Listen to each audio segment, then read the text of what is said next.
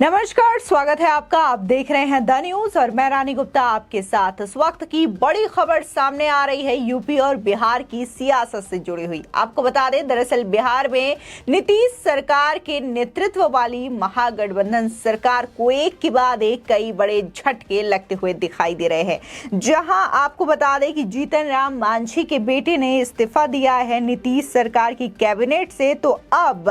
कांग्रेस नेता कुंतल कृष्णा ने भी इस्तीफा दे दिया है और उन्होंने सीधे तौर पर नीतीश कुमार के नेतृत्व पर ही बड़ा सवाल खड़ा कर दिया है। तो भाई दूसरी बड़ी खबर की ओर रुख करें तो नीतीश सरकार के कानून मंत्री के खिलाफ गिरफ्तारी का वारंट जारी कर दिया गया है। बता दें, ये गिरफ्तारी का वारंट दरअसल आरजेडी विधायक कार्तिकेय सिंह को किया गया है, क्योंकि उन्हें दरअसल सरेंडर होने का आदेश दिया गया था, लेकिन वो सरेंडर नहीं किए, जिसके बाद अब उन्हें गिरफ्तारी का ये वारंट जारी किया गया है। इसी के साथ ही अगर तीसरी खबर की ओर हम आगे बढ़ें तो यहाँ पर यह खबर आ रही है कि जीतन राम मांझी ने बड़ा दावा किया है। उनका कहना है कि नीतीश एक बार फिर से एनडीए का दामन थाम सकते हैं और तेजस्वी को वो ठेंगा दिखा सकते हैं। यानी कि जो तेजस्वी को सीएम बनाने की बात कही जाती है नीतीश कुमार के द्वारा, तो वो तेजस्वी को ठेंगा दिखा सकते हैं और खुद एक बार फिर से बीजेपी का दामन थाम सकते हैं।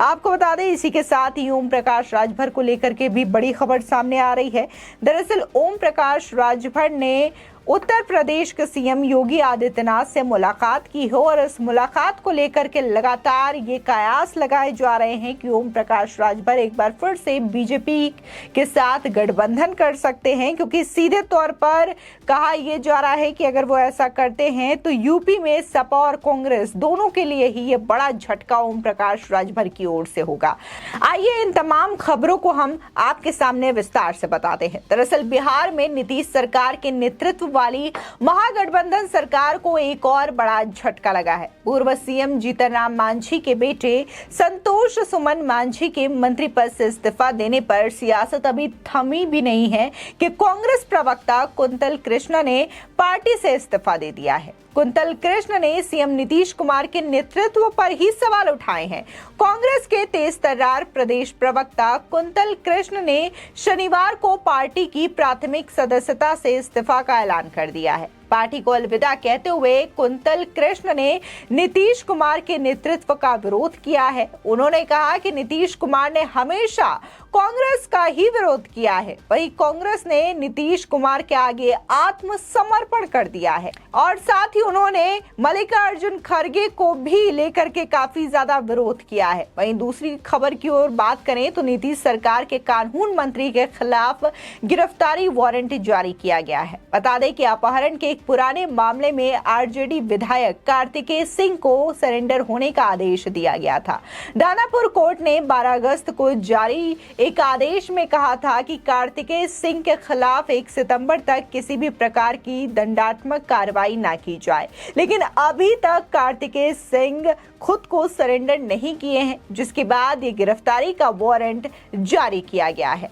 आपको बता दें, दरअसल देखने को मिल रहा है कि लोकसभा चुनाव से पहले बिहार में सियासी घमासान शुरू हो चुका है। महागठबंधन के सहयोगी रहे हिंदुस्तान अवाम मोर्चा के संस्थापक जीतन राम मांझी ने सूबे के मुखिया नीतीश कुमार के खिलाफ मोर्चा खोल दिया है। उन्होंने सीएम नीतीश पर हमला बोलते हुए कहा है कि मुख्यमंत्री नीतीश कुमार का कोई भरोसा नहीं है कि कभी भी एनडीए में जा सकते हैं। बता दें कि मांझी ने हमला जारी करते हुए कहा कि मैं दावे के साथ कह सकता हूं कि तेजस्वी यादव को मुख्यमंत्री नहीं बनाएंगे और उन्हें ठेंगा दिखा देंगे। मांझी का ये बयान तब आया है जब महागठबंधन छोड़ने के बाद सीएम नीतीश ने कहा था कि वो महागठबंधन के अंदर की बातें भारतीय जनता पार्टी को लीक करते हैं। वहीं शनिवार को जेडीयू प्रवक्ता अभिषेक झा ने रिपब्लिक मीडिया से बातचीत करते हुए कहा कि जीतन राम मांझी को अगर किसी ने पहचान दिलाई मुख्यमंत्री बनाकर तो वो है नीतीश कुमार जी। जेडीयू प्रवक्ता ने आगे ये भी कहा कि मांझी जी नीतीश कुमार के खिलाफ इसलिए बोलते हैं ताकि भारतीय जनता पार्टी उनको भाव दे सके और ये उनका राजनीतिक स्टाइल और आचरण हो सकता है। आपको बता दें कि नीतीश कुमार ने जीतन राम मांझी पर निशाना साधते हुए कहा कि जीतन राम मांझी हमारी पार्टी की बातें और महागठबंधन के अंदर की बातें भारतीय जनता पार्टी तक पहुंचाते थे, इसलिए हमने उनको प्रस्ताव दिया कि आप हमारे पार्टी के साथ विलय कर लीजिए या फिर हमसे अलग हो जाइए। आपको बता दें कि नीतीश कुमार के इस बयान के बाद जीतन राम मांझी ने भी पलटवार करते हुए कहा कि मुख्यमंत्री नीतीश कुमार ये कैसे कह सकते हैं कि एनडीए या भारतीय जनता पार्टी खराब पार्टी है। अगर ऐसा था तो एक समय आप भूलिए मत कि आप भी बीजेपी के साथ मिलकर बिहार में सरकार बनाए थे। अगर बीजेपी खराब पार्टी थी तो राष्ट्रीय जनता दल ने भी बीजेपी के साथ गठबंधन करके ही बिहार में सरकार बनाया था। आपको बता दें कि लगातार बिहार के सियासत में ये जो घमासान है वो देखने को मिल रहा है, जहां एक तरफ नीतीश कुमार जो हैं महागठबंधन करने के लिए ललायित है और उनके नेतृत्व में 23 जून को पटना में बैठक भी होने वाली है, लेकिन इससे पहले ही बिहार के मंत्रिमंडल से और बिहार के गठबंधन में ही देखने को मिल रहा है कि एक एक नेता या तो इस्तीफा देते हुए नजर आ रहे हैं या फिर खुद को नीतीश कुमार के नेतृत्व से अलग करते हुए नजर आ रहे हैं। पहले देखने को मिला कि जीतन राम मांझी के बेटे ने नीतीश कुमार के मंत्रिमंडल से इस्तीफा दे दिया। उन्होंने सीधे तौर पर नीतीश सरकार पर हमला बोलते हुए यह बड़ा फैसला लिया, जिसके बाद अब कांग्रेस के जो प्रवक्ता है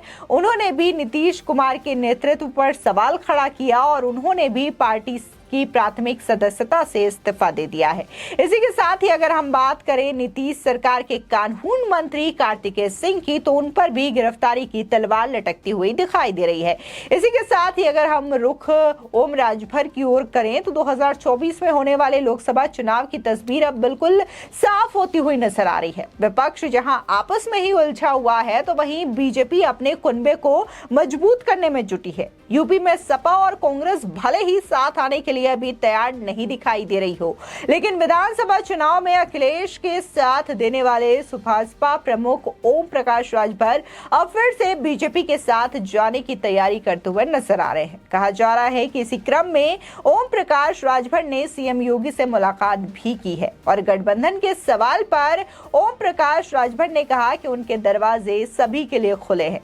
कोई रोक नहीं है,